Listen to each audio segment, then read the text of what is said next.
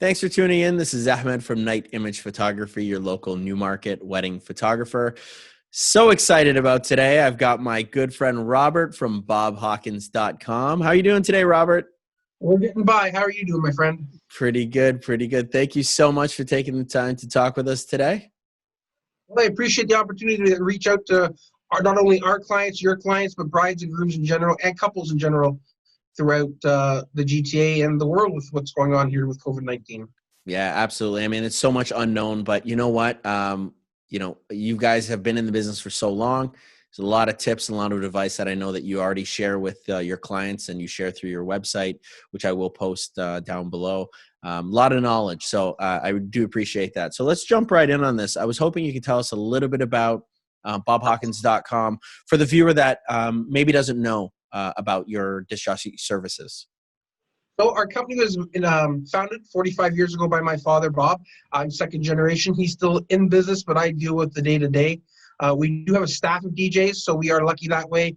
I know a lot of people are one-man operators, and when it comes time to reschedule their events, they're not going to be able to help their clients. We can gladly do that. We do have offices here in Newmarket, where our head office, where I am today.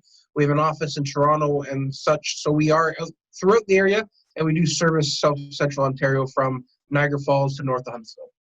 That's awesome. What other services other than disc jockey services do you guys offer? We're a full service entertainment company. We do everything from Jack and Jill rentals. Around our office, we have our casino machines here. We do classic car services. We have connections with fireworks. Pretty much any event you want. Photo booths is a big part of our business, and even event photographers. We know this guy we can call, and he'll come take pictures on our behalf at events. And he's a pretty good photographer. He's a bald guy. I see up on my screen right now. So his name's Ahmed. Yeah. It's all good. He doesn't have a beard though, right? No, these beards. I don't know. It's pretty funny. So I decided to grow. I call it my COVID-19 beard. The first time I get to DJ, it's getting shaved off to the reluctance of my girlfriend Zoe, who's not impressed with me shaving it. But as it stands right now, it could be July, it could be next year by the time I can actually finally shave my beard. Who knows what the future leads to us. All right, me too. But it looks like I got the head start on you a little bit. Mine grows a little bit faster, but yeah, I'm looking forward to getting rid of this thing, and we'll do so on the first wedding. So let's just jump into some tips here. So can you talk to me a little bit about what advice or tips you might have for couples that that are planning weddings for the summer, even the fall or the winter, that feel that their wedding might be affected by the COVID-19? What's something they can do right now? First thing that should have happened is something the brides and grooms shouldn't have to worry about. Their vendors that they've already booked should have already reached out to them, hopefully.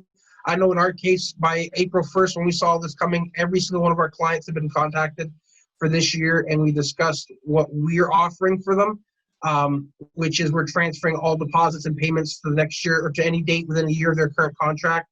And even if it needs to go 2 years, we'll work with them. And just relieve that stress. I really understand it's a stressful time for the couples, not just the couples, but their families, their friends. We have lots of people, their parents are reaching out to us. But take a breath. The vendors should have reached out to you by now. If they haven't, send them an email. Even if your wedding's in, say, September, November. We have December weddings this year pushing to next December. Reach out. Now, they may not respond immediately. They may be weighed down dealing with clients whose weddings were taking place next month. As we know, the government's changing the rules as it stands right now almost daily. In our case, we've cleared all our schedules all the way to July 1st, and then next week we'll start clearing out July and August, because it doesn't look like, even if they open the economy back up, there's a good chance they're not going to allow us to have 50 to 100 people to 200, 300 people in one place at one time. So we're going to have to look at scheduling. Now, couples should be open to alternative dates in the way of Saturdays. In many cases, for a lot of venues, we're already booked up for next year. Next year, you're going to have a lot of Wednesday, Tuesday, Thursday weddings, and it's going to be a norm. It's something that we don't usually have here in Canada, but I know through contacts in the States, there's such thing as Tuesday weddings. Look at those long weekend dates and that are available, the Mondays thing. But the big thing is, don't overstress and be flexible. The date may not be the perfect date and may have sentimental meaning to you. We'll have to work. I've heard of some couples having a wedding this year. There is some event city halls through the internet you can find out that are issuing marriage licenses, and there is some officiants that will work with you, because all you need is an officiant the couple that's getting married, and 2 witnesses. That's 5 people, and that meets the requirement for the minimum groups, and you can social distance. So some couples are deciding to get married this year with a small intimate group, and then moving that reception and redoing the ceremony with all their guests to next year, to a date that works. And in some cases, you're going to get discounted pricing. I know in our case, if you move a wedding that's, say, it's supposed to be in June or July, or to beginning of October, to January, February, March, I'm going to give you off-season rates. That'll give you some savings, and you can work on it, because we're all going to need to fill in the dates. And unfortunately, for many that are single operators, they only have one DJ. They can only do one date with us, with our staff. Same policy applies. We have multiple staff. We customize them to the event, but we are able to accommodate more couples moving their dates a lot easier than the DJs, or the photographers or the florists that can only do one at a time. And then they're going to have a discussion as, are they returning the deposits? A lot of people are just saying, give me my money back. With most people, the contracts do say down payments are non-refundable, and they're willing to work with you. If the vendor's working with you and you're going back and forth, the money is not the biggest thing. You want to secure. You pick that vendor for a reason. Trust them that they're going to be there for you. If they're a single operator vendor, such as photographers, remember, if you've already had your engagement shoots, stuff like that, there's already been money put out on their end. So a full down or refund of a deposit may not be possible at all.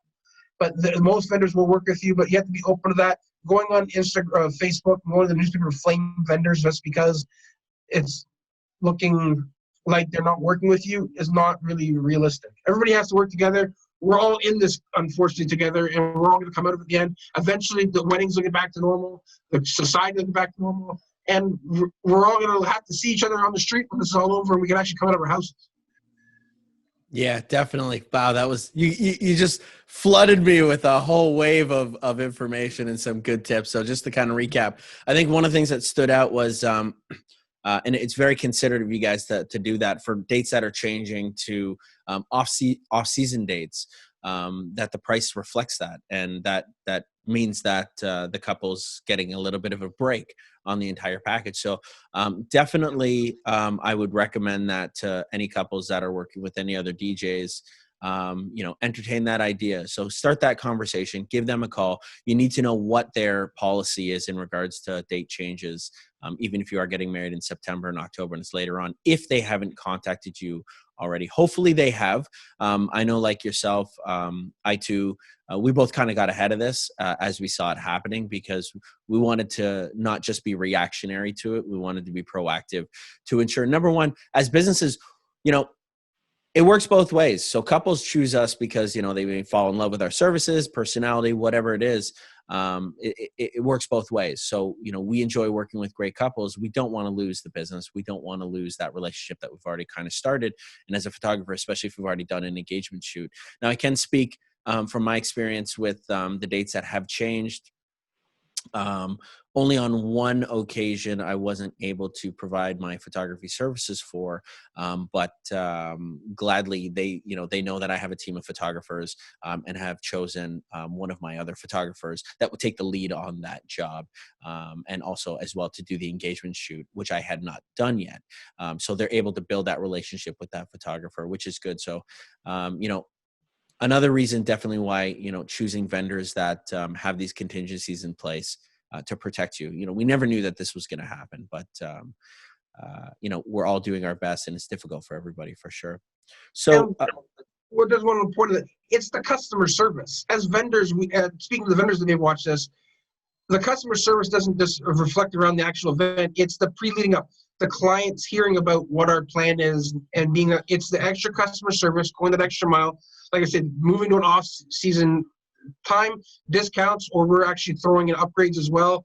I know we've had a couple of ask about our photo booth packages, and we've discussed with them what we can do. It's just anything we can do to make the client's mind at ease. So any vendor out there, if you have not yet done so, please take the time, reach out to your clients that are let them know what your plans are, and not just a month out, 2 months out. Like I know there's some venues that are saying you can only decide, we'll only talk to you 30 days before your wedding.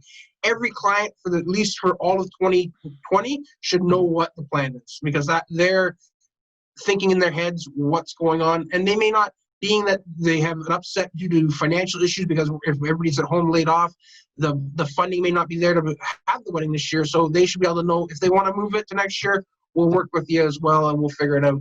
Yeah, and I think I mean you probably agree with this. I mean, because I've kind of been echoing it constantly, is have that conversation with your vendors and let them be part of that conversation. Like you said, you chose them for a reason, so allow them to be part of that conversation. If the time comes that your venue is saying, "Okay, listen, we gotta entertain alternative dates, and we're ready to do that with you," get them to commit to one or two, possibly three, even whatever dates they're offering you. And even while you're in that conversation, get them to hold it for a couple hours, reach out to your vendors, find out which ones are available, so you minimize the impact that you're going to face when you are rescheduling. And that, hopefully, knock on wood, you'll be able to change the date, be flexible with that, and keep the vendors that you had chosen originally. No, I totally agree. Like I say, I know the banquet halls or the venues, they're the ones that are really leading the charge because the client fell in love with them first in most cases. And I know the venues we work with, they're doing everything they can to accommodate the client and their needs to move over. I know some are being a bit more sticky, but as things progress, everybody understands that this year and at least the next couple months is not going to be what we expected. And the couples deserve to have a great day when it finally happens. And they pick those vendors, and have built a relationship. Don't spoil a relationship over just something trivial. We'll figure it out, move it on. And customer service is where companies are going to shine nowadays. If the customer service is lacking, then it's not going to end up well for the couples and for the vendors that are dealing with the couples themselves. Yeah, once we get through this, people are going to remember, how particular vendors dealt with the situation. I'll just leave it at that. That's pretty much it. I know we have conversations, luckily, and there's vendors. The vendors themselves are out communicating. Myself and Ahmed, we communicate all the time. And I know he's done other videos. The venues we work with, they haven't stopped. In the background, there's still things going on. There's programs being done. And this time of year, we're just using this an extra time to revamp the company. We've done a lot of marketing changes. People are still spending the time on their business, especially these smaller companies that are family owned or individually owned. They're out there working. They're going to be ready to go like nobody know tomorrow when the lift opens up, and they'll be there to help their clients. But the important is make sure we're there now. And for the couples, send an email. If they don't respond within a day, it's not a big deal. But 2 or 3 days, yes. Vendors, turn on your autoresponders. At least let the couples know you've got the email. I sent emails to a bunch of venues lately, and I'm getting a bounce back saying our email box is full. That's kind of that will upset the client more than anything else. So turn on those autoresponders if you're not able to respond within a day or two. But say again, stop the Netflix for a minute and just respond to your client's emails. I love that. Fantastic. So, Robert, how can somebody get in touch with you guys if they're looking to book a wedding for later on this year, 2021? If you're looking to book a wedding or you have any questions, we're here to help. We'll do anything we can. Our website is bobhawkins.com. As for the sign, I decided to come to the office just so I could remember my company name for once.